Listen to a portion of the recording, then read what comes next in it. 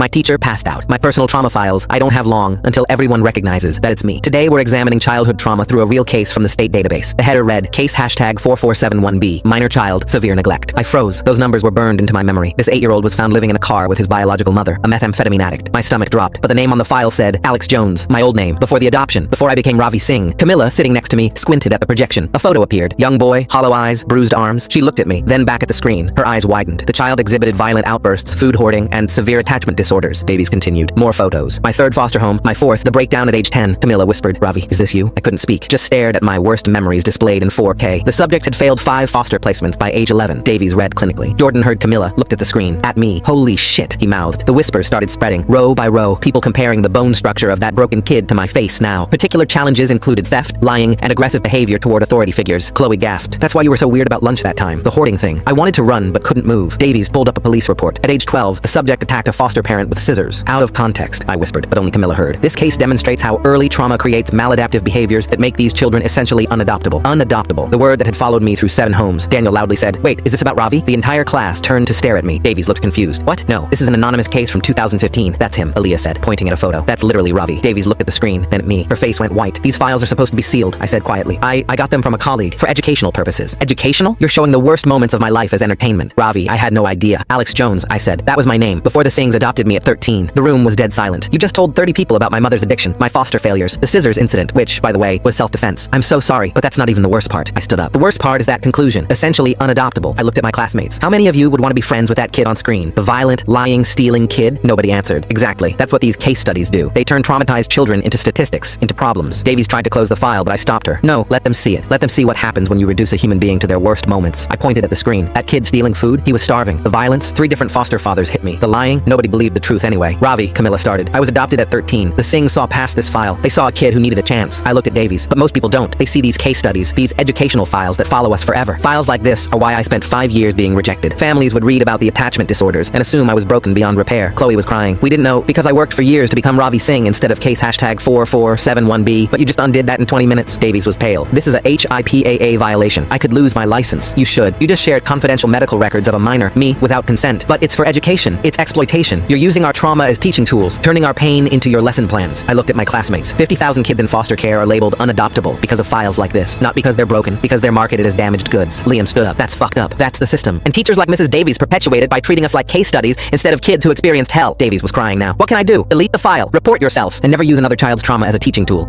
Click the link on the homepage to watch the full follow-up for free.